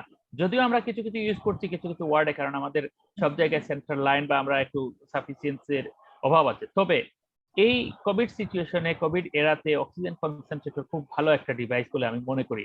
কারণ অনেক পেশেন্ট আছেন যাদের লো ফ্লো অক্সিজেন কাজ হচ্ছে, সেই অক্সিজেনটা দেওয়ার জন্য যেমন একটা হাসপাতালে ভর্তি হতে হচ্ছে অথবা একটা স্পেশালাইজড ওয়ার্ডে নিতে হচ্ছে, সেগুলো প্রিভেন্ট করতে আমরা সেগুলো যেখানে আমাদের নাই, একটা যদি অক্সিজেন কনসেন্ট্রেটর এবং একটা পাওয়ার সাপ্লাই থাকে, সেখানে আমাদের অ্যাটলিস্ট একটা অক্সিজেন কনসেন্ট্রেটর ভালো না হলেও ভালো অক্সিজেন কনসেন্ট্রেটর 5 থেকে 10 লিটার পর্যন্ত অক্সিজেন দিতে পারে। কিন্তু আমাদের দেশে যেগুলো এই মুহূর্তে পাওয়া যাচ্ছে, আমি যতদূর জানি যে খুব ভালো পাওয়া যাচ্ছে না, 5 লিটারের মতো ম্যাক্সিমাম। তো আমি মনে করি যেসব পেশেন্টের নেজাল ক্যানুলা দিয়ে আপনি তার অক্সিজেনের ডিমান্ড পূরণ করতে পারেন, তাদেরকে অক্সিজেন কনসেন্ট্রেটর ইউজ করার পরামর্শ দিতে পারেন। এবং তারা অক্সিজেন কনসেন্ট্রেটর অনেকে ইউজ করছেন, অনেকে আমরা জানি বাসায়ও কিনে ফেলেছে।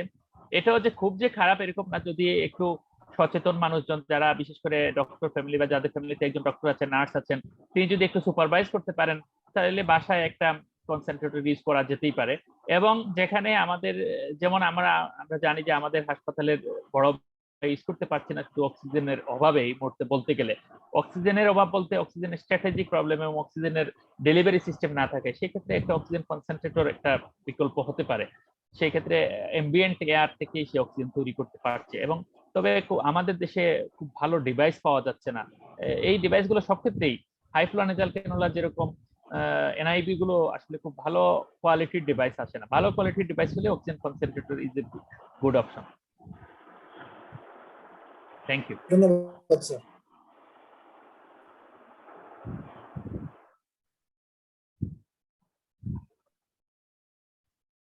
আসাদ, বলেন। অক্সিজেন কনসেন্ট্রেটর নিয়ে আরেকটু কথা বলতে যাচ্ছি আমি। ডালিম স্যার বললো যে 5 লিটার অক্সিজেন কনসেন্ট্রেটর পাওয়া যায়। আমি যেটা জানি মার্কেটে 5 litre oxygen concentrator and 10 litre oxygen concentrator পাওয়া যায়।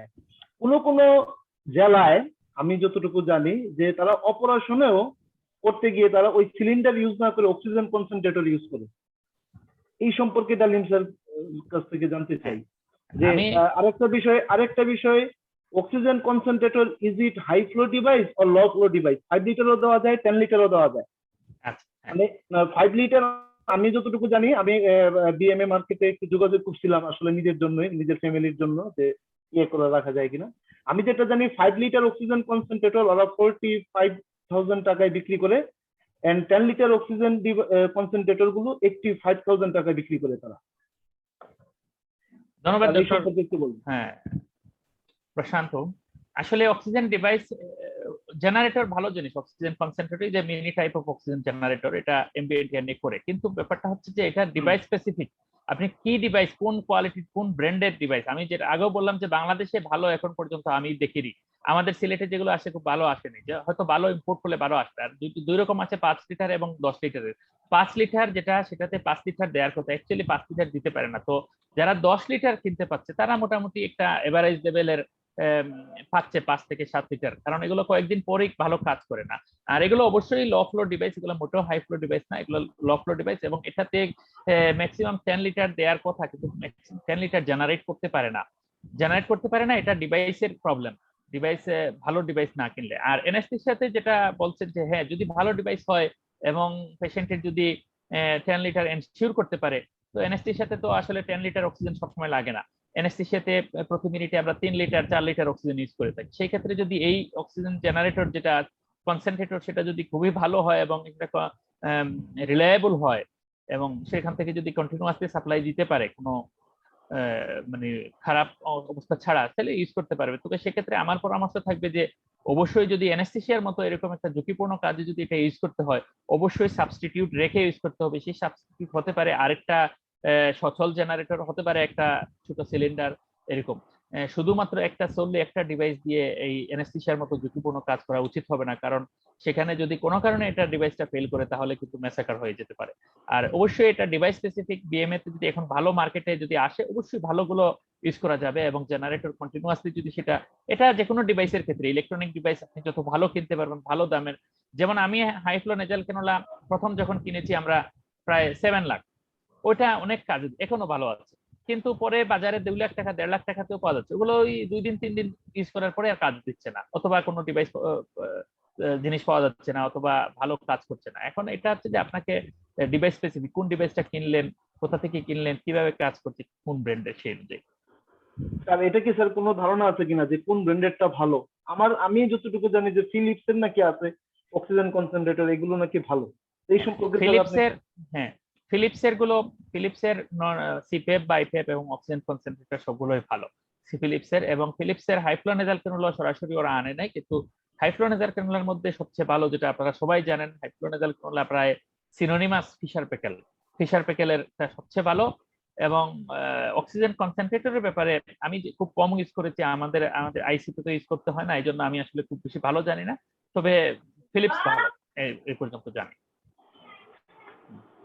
আচ্ছা স্যার, আরেকটা কোয়েশ্চেন স্যার, আমি স্যার একবারে শেষ করে ফেলি। হ্যাঁ হ্যাঁ, অক্সিজেন টক্সিসিটির স্যার সাইন সিম্পটমে বলছিলেন আপনি এক পর্যায়ে যে এমআই লাইক চেস্ট পেইন হয়।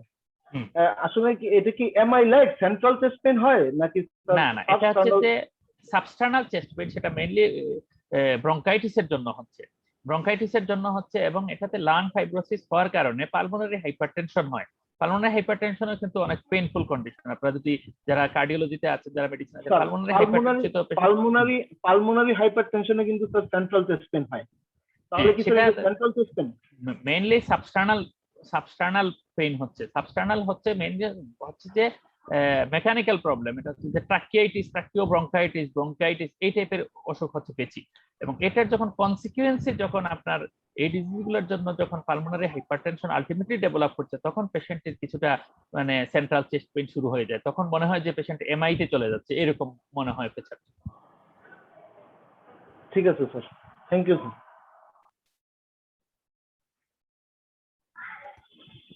অডিয়েন্সের আর কোনো প্রশ্ন থাকলে আমরা স্টেপে চলে যাব। স্যার আমার একটু ছোট প্রশ্ন ছিল। শিওর। আচ্ছা স্যারকে একটু অক্সিজেনের আসলে অক্সিজেনের ডেলিভারি ব্যাপারে না, আসলে আমরা প্র্যাকটিক্যাল একটা সমস্যা ফেস করি আমরা ওয়ার্ডে। আমরা ওই যেসব পেশেন্টের ফেস মাস্ক, এনআরএম বা আমরা সিপিএপে যেগুলো থাকে, এগুলো নিউট্রিশন মেনটেন করতে যে আমরা একটু সমস্যায় পড়ি। আমরা তারা মুখেও খাইতে পারে না, আবার আমরা এনজি ফিডিংও দেওয়া যায় না। আবার আমি যে আইভি ফ্লুইডই দিব, পেশেন্টের অনেক কমরবিডিস থাকে বা ফ্লুইড ওভারলোডের একটা চান্স থাকে। তো সেই ক্ষেত্রে আমরা আসলে কি চিন্তা করতে পারি? আইসিইউ থাকলে যেমন আমরা টোটাল প্যারেন্টাল নিউট্রিশন বইগুলো চিন্তা করতে পারতাম, বা সিবি লাইন থাকলে আমরা সিবিপি প্রেশার দেখে আমরা দিতে পারতাম। কিন্তু ওয়ার্ডে তো আসলে আমরা এইভাবে পারি না। আমরা আসলে আইডিয়ালি আমরা কি দিলে ভালো হয়? Thank you. প্রশ্নটা খুবই ভালো, এটা আমরাও ফেস করছি। আইসিইউতেও যে প্রবলেম হচ্ছে না সেরকম না, হচ্ছে। অ্যাকচুয়ালি এটা সমাধান কোনো মতেই টিপিএন হতে পারে না। টোটাল প্যারেন্টাল নিউট্রিশন এর কোনো সমাধান না। এটা 1-2 দিনের একটা বিকল্প হতে পারে। যখন ফ্লুইড তো দেয়াই যাবে না, ফ্লুইড তো কমই দিতে হয় এইসব পেশেন্টে। আপনারা জানেন এআরডিএস থেকে আলটিমেটলি এক সময় পেশেন্টের ফেইলিওর ডেভেলপ করে, সুতরাং ফ্লুইড খুবই রেস্ট্রিকশন করতে হবে এইসব পেশেন্টের। আমরা যেটা বলি যে পেশেন্টকে যতক্ষণ মুখে খেতে পারবে সেটা পারবে। আর যদি এনআইভি মাস্ক ইউজ করা হয়ে থাকে, সেই ক্ষেত্রে এনআইভি মাস্কেও কিন্তু এনজি টিউব ইউজ করা যায়। এনজি টিউব ইউজ করা যায় না সেরকম না, এনজি টিউব ইউজ করা যাবে, তবে সে তার পেটেন্সি ঠিক মতো মেনটেন করতে হবে। ভালো মানের এনজি টিউব ইউজ করতে হবে। প্রথম কথা হলো ভালো মানের, বিশেষ করে আমাদের যেটা চুপসায় যায় না। আপনি দেখবেন যে একটা অল সিলিকন যেগুলো আছে অথবা রমসনের যেগুলো ভালো আছে সেটা। তবে এটা প্রবলেম হলো এটা এয়ারটা পুরোপুরি সিল করতে পারে না। এটা আমাদের স্ট্র্যাটেজিক প্রবলেম।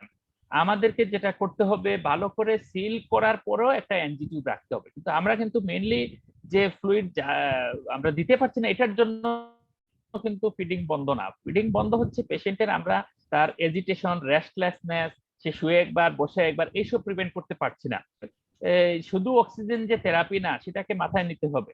পেশেন্ট যদি আপনি দেখবেন, আমি যে একটা ক্যাসকেড দেখিয়েছিলাম যে নেজাল ক্যানুলা থেকে মেকানিক্যাল ভেন্টিলেশন পর্যন্ত পেশেন্টকে যাবেন, এই ক্ষেত্রে কোভিড পেশেন্টের কোয়াইট এন্ড কাম রাখা একটা ইম্পর্টেন্ট ইস্যু। তাকে সিডেট করতে হবে, তাকে সিডেশন দিতে হবে। এই সিডেশন দিলে পেশেন্ট সেটেল থাকবে, এজিটেটেড হবে না, সেরকম একটা সিডেশন দিয়ে তাকে কোয়াইট যদি রাখতে পারেন, তাকে তার পজিশন যদি সে একটা ফিডিং দেওয়ার পরে সে যদি ঠিকমতো 2 ঘন্টা বা 1 ঘন্টা তার প্রপটা পজিশনে ফাউলার সে যদি বসতে পারেন, তাহলে কিন্তু ফিডিং খুব বেশি ইম্পর্টেন্ট। মানে দেয়া যাবে না এরকম না। হ্যাঁ, কিন্তু আমাদের যেটা আমরা দেখি, পেশেন্টের ওয়ার্ক অফ ব্রিদিং আমরা কমাতে পারি না, রেসপিরেটরি ডিস্ট্রেস কিন্তু আমরা কমাতে পারি না। এটা আমাদের স্ট্র্যাটেজিক প্রবলেম। এখন এই স্ট্র্যাটেজিতে আমরা কেন পারছি না? আমাদের ম্যান পাওয়ার কম আছে, আমরা যথেষ্ট পরিমাণ রোগীকে হ্যান্ডেল করতে পারছি না। তারপরে আমাদের এত সাপোর্টিং স্টাফ নাই যারা একটু হেল্প করবে। আমরা খুব গার্জিয়ানদেরও খুব ইউজ করতে পারছি না এইসব ক্ষেত্রে, গার্জিয়ানরা তো এফেক্টেড হওয়ার চান্স থাকে। এই ক্ষেত্রে এনজি ফিডিং এ আমি যেটা দেখি যে এনজি ফিডিং দেয়াই যেত যদি না পেশেন্টকে আমরা একটু কাম এন্ড কোয়াইট রাখতে পারতাম। তো কাম এন্ড কোয়াইট আসলে রাখতে পারছি না, সেক্ষেত্রে মেডিসিনের স্যারদের কাছ থেকে আমরা একটু পরামর্শ চাইতে পারি যে কি দিয়ে কাম এন্ড কোয়াইট রাখতে পারি। আইসিইউতে আমরা কম্পারেটিভলি একটু অ্যাডভান্টেজ এখানে নিতে পারি যে পেশেন্টকে আমরা, যেহেতু আমাদের কাছে সব রকম ডিভাইস থাকে, সব রকম ক্লোজলি মনিটর করার সুযোগ থাকে, আমরা বেশিরভাগ ক্ষেত্রে ডেফিনিটিভ এয়ারওয়ে তৈরি করে ফেলতে পারবো সহজেই।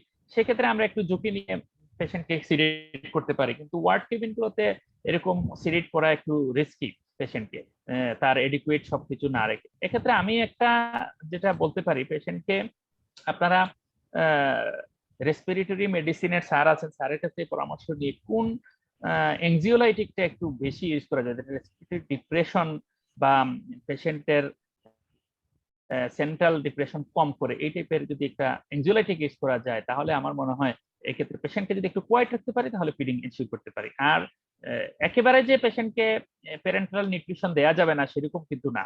ইদানিং কিছু কিছু যেটা আছে, বিশেষ করে কেবিবেন নামে একটা আছে, কেবিবেন পেরিফেরাল পাওয়া যায়, পেরিফেরাল লাইনেও পাওয়া যায়। একেবারেই যদি আপনি নিউট্রিশন মেনটেন করতে না পারেন তাহলে কিন্তু পেশেন্টের মেটাবলিক প্রবলেম তৈরি হবে, তখন আপনি যতই ট্রিটমেন্ট করেন অন্যগুলোতে কাজ হবে না। এই জন্য এখানে একটা হলিস্টিক মেথডে আগাতে হবে, হলিস্টিক মেজার্স নিতে হবে। এবং যে পেশেন্ট আসলে অনেক রেস্টলেস, তাকে অনেক 2 দিন 3 দিন 4 দিন বাইপেপ দিয়েও বাড়ানো যাচ্ছে না, তাকে কাউন্সেলিং করতে হবে বা তাকে ইনকিউবেশনে চলে যেতে হবে, যাতে তার সব দিক মেনটেন করতে হবে। আপনাকে ওই এসকেলেশন থেরাপিটা যদি পলিসি ঠিকমতো আপনি ফলো করেন তাহলে এই প্রবলেম হওয়ার কথা না, কিন্তু আমরা পারছি না বিভিন্ন কারণে।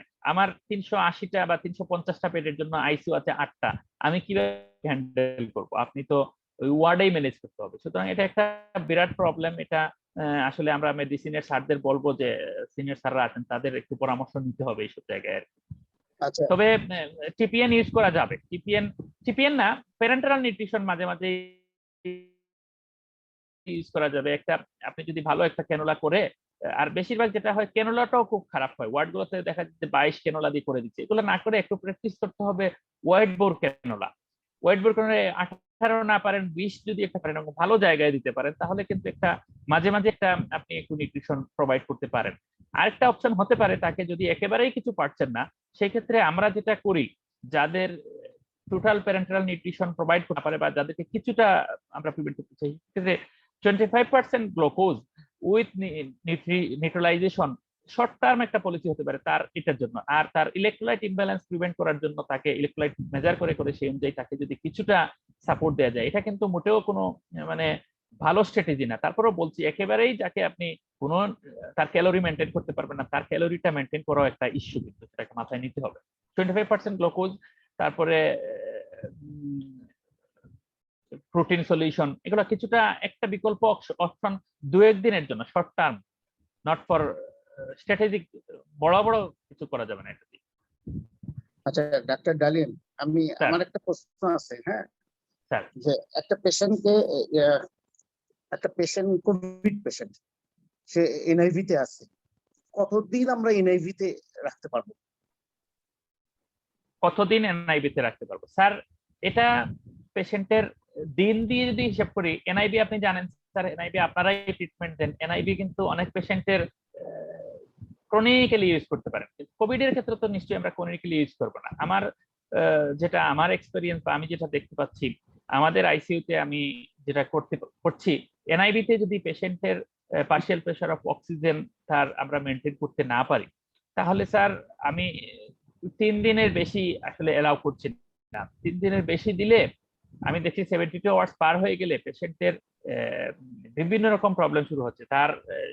তাকে অনেক এনআইবির মধ্যেও অনেক অক্সিজেন দিচ্ছি, তারপরে তার যে তার ফিডিং এর প্রবলেম হচ্ছে, তার হচ্ছে অন্যান্য স্ট্র্যাটেজিক প্রবলেম তৈরি হওয়ার কারণে আমরা এনআইবি আমি 3 দিনের বেশি এলাও করছি না।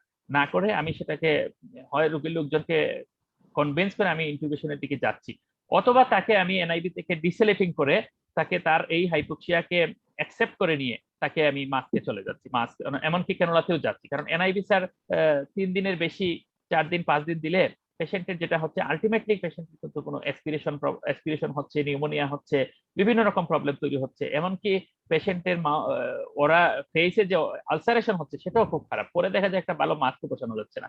3 থেকে 7 দিনের মধ্যে আমার মনে হয় এটা অবশ্যই বিবেচনা করে ফেলা উচিত। আমরা আইসিইউতে 3 দিন পারতেছি, কিন্তু আইসিইউ ছাড়া হয়তো 7 দিন এরকম রাখা যেতে পারে। 7 দিন পরে না হলে আইসিইউতে রেফার করে দেওয়া উচিত। আমরা কি ইন্টারমিটেন্ট এনআইভি ইন্টারমিটেন্ট করতে পারি স্যার, হ্যাঁ ইন্টারমিটেন্ট করতে পারি।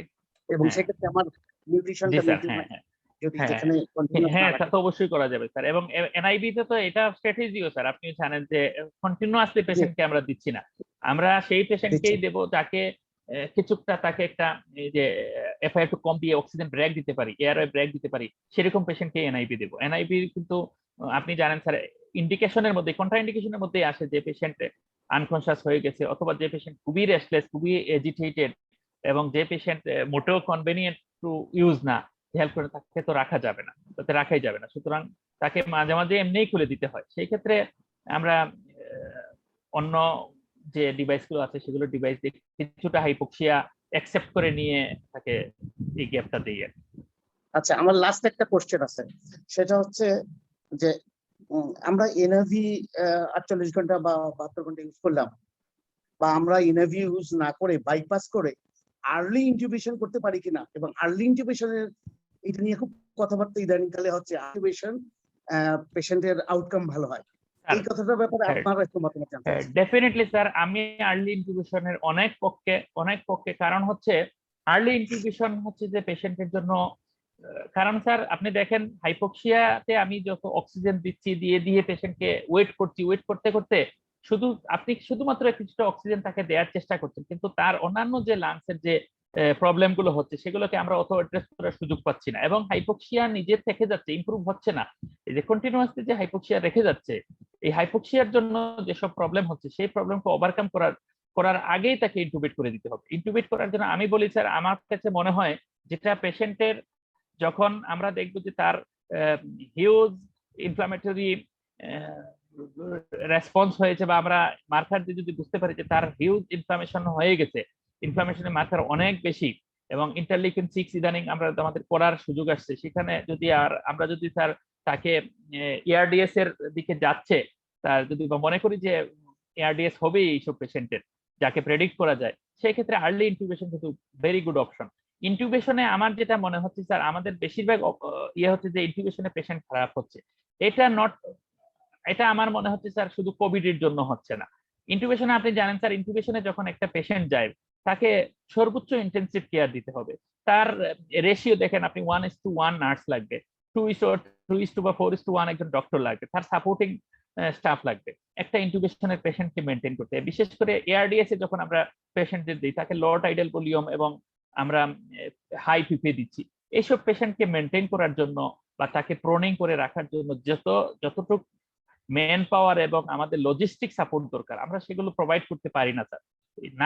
না পারার কারণে পেশেন্ট গুলো মারা যাচ্ছে, কিন্তু বলা হচ্ছে যে ভেন্টিলেটরে পেশেন্ট গেলেই উঠছে না, মারা যাচ্ছে, বা আউটকাম খারাপ হচ্ছে। আউটকাম খারাপ হওয়ার পেছনে কিন্তু আমার কাছে মনে হয় স্যার যে যতটা না ডিজিজের প্যাথোলজি, তার চেয়ে বেশি হচ্ছে আমাদের মানে লজিস্টিক, এবং আমরা যে সাপোর্ট দিতে পারছি না পেশেন্টকে, ইন্টেনসিভ কেয়ার আসলেই প্রোভাইড করতে পারছি না।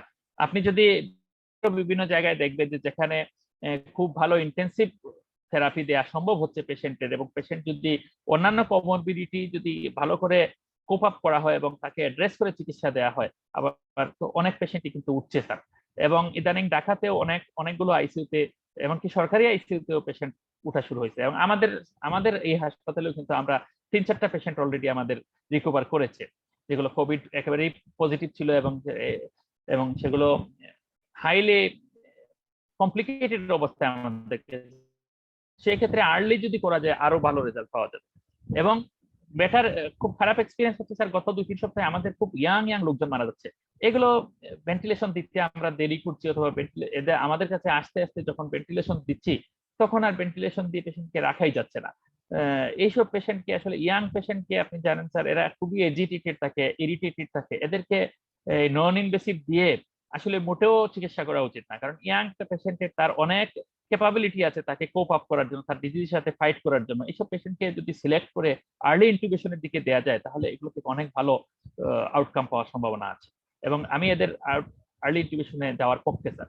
যদি আমরা আমাদের ওয়ার্ডগুলোতে বা বিশেষ করে আইসিইউতে আমি আরেকটু লজিস্টিক্স বাড়িয়ে বা আরেকটু আমাদের ম্যান পাওয়ারকে আর স্কিল ম্যান পাওয়ার ইউজ করতে পারি, তাহলে ভালো রেজাল্ট পাওয়া যায়। সেই ক্ষেত্রে স্যার আমরা কিন্তু ওরকম সাবজেক্ট পাচ্ছি না, আমরা যে সাবজেক্টগুলো পাচ্ছি সবগুলো হচ্ছে একেবারেই টার্মিনাল স্টেজ, জাস্ট পেলিয়েশন ছাড়া আর কিছু করার থাকে না, ওই সময় আসছে আমাদের কাছে। Thank you sir. স্যার আমাদের সাথে জয়েন করছে স্যার ইসমাইল পাটোয়ারি স্যার আছেন স্যার, তাকে ধন্যবাদ স্যার। আপনি যদি কিছু আমাদের মতামত শেয়ার করতেন স্যার। আসসালামু আলাইকুম স্যার। স্যার আসসালামু স্যার। আসলে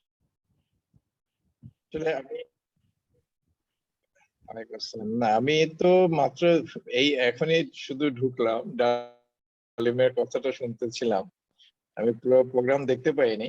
তারপরেও এটা ঠিক যে আসলে আমরা এখানে যে ব্যাপারটা সে বললো এটা বোধহয়, কারণ এই পেশেন্ট গুলোকে যদি ভেন্টিলেশনে দিতে পারতাম, ইন্টিউবেশন করতে পারতাম, তাহলে মনে হয় আমাদের লাইফ সেভিং একটা বোধহয় আরো বেশি হতো।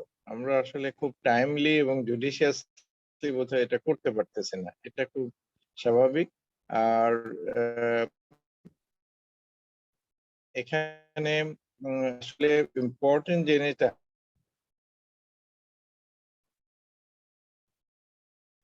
hypoxia এবং এটা মনিটর করা, যে কথাটি আলিম বললো এটা আসলে right।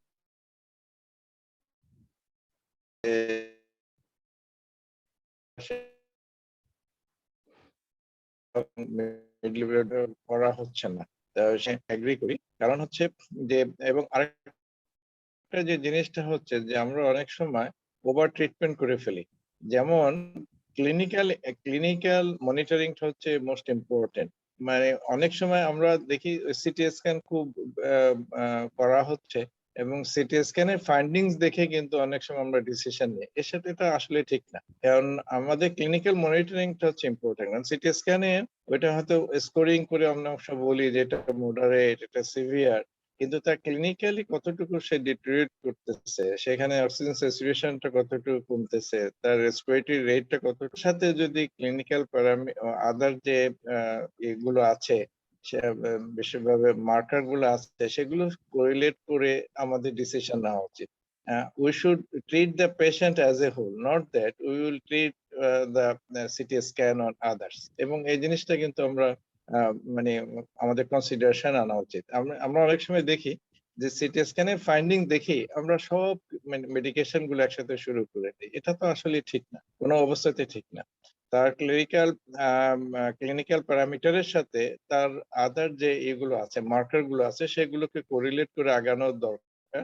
কিন্তু সেটার জন্য আসলে proper way of monitoring is very important এবং লজিস্টিক সাপোর্টটা সেখানে ইম্পর্টেন্ট, এই জিনিসটা ঠিক। কারণ আমি অনেক সময় দেখি যে আমাদের এখন লিকুইড অক্সিজেন প্ল্যান্ট আছে, কিন্তু অনেক সময় একটা আতঙ্কের মধ্যে থাকে যে এই সাপ্লাইটা বোধহয় ইন্টারাপশন হয়ে যাচ্ছে, এই বোধহয় ডেড নাইটে বোধহয় পেশেন্টকে সাপ্লাই দিতে পারতেছেন না। তো এই ব্যাপারগুলো আমাদের আসলে আরো বেশি অ্যাড্রেস করা উচিত।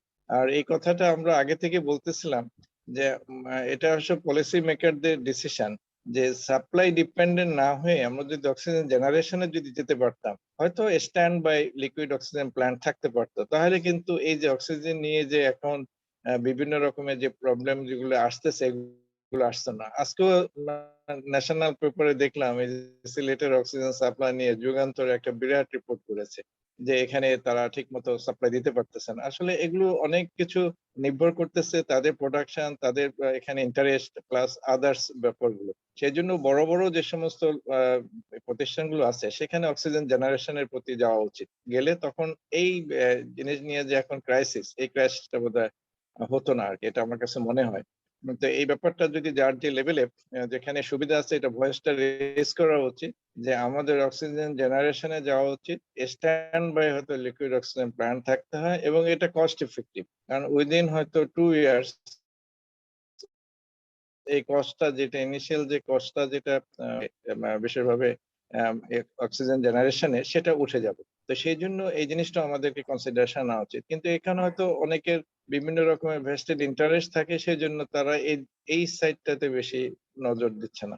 তো যাই হোক, এটা আসলে আমাদের ডিসকাশনের ব্যাপার আছে এবং ওভার ট্রিটমেন্ট যাতে না হয়। কারণ আমরা দেখি যে রিগার্ডিং ইউজ অফ অ্যান্টিবায়োটিক্স, একবারে প্রথম থেকে শুরু করে লটস অফ অ্যান্টিবায়োটিক্স আমরা দিচ্ছি এবং আদার মেডিকেশন গুলো সেটা সেখানে ইউজ হচ্ছে। তো এই জিনিসগুলো একটা লজিক্যাল একটা প্রোটোকল বোধহয় ডেভেলপ করতে পারলে, যে আমরা যদি একটা প্রোটোকল যদি ফলো করতে পারি, একটা ইউনিফর্ম প্রোটোকল ফর অল, তাহলে হয়তো এটা পেশেন্ট ম্যানেজমেন্টের জন্য আরো সুবিধা হবে। যাই হোক, ধন্যবাদ। এইভাবে এই প্রোগ্রামগুলো মাঝে মাঝে সব লেভেলে করা উচিত, যাতে করে সবাই, বিশেষভাবে যারা ফ্রন্টলাইন ফাইটার আছে, তারাও যদি এখানে মানে পার্টিসিপেট করে, তাহলে এটা বোধহয় সবার জন্য হবে। ধন্যবাদ আমাকে কিছু বলতে দেওয়ার জন্য। ধন্যবাদ। থ্যাংক ইউ স্যার, আপনার অবশ্যই আমাদের জন্য গর্বের স্যার, কৃতজ্ঞতা স্যার আমাদের পক্ষ থেকে স্যার। আজকে আয়োজনে আমরা মিড লেভেলে ছিলাম মূলত স্যার, যারা কাজ করছি মূলত স্যার। Thank you sir. এই পর্যায়ে আমরা শেষ পরে চলে আসলাম। এই পর্যায়ে আমি আমাদের মিড লেভেল অ্যাসোসিয়েশনের পক্ষ থেকে আমাদের যে সভাপতি প্রধান সরকারকে কিছু বলার অনুরোধ করবো এবং এর সাথে আজকের সেশনটা কনক্লুশন চলে যাবে। সবাইকে ধন্যবাদ আজকের উপস্থিতির জন্য।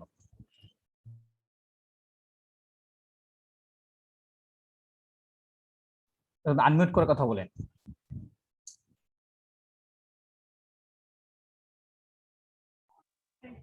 ধন্যবাদ ডক্টর আসাদুজ্জামান রাকিব তার সুন্দর উপস্থাপনার জন্য।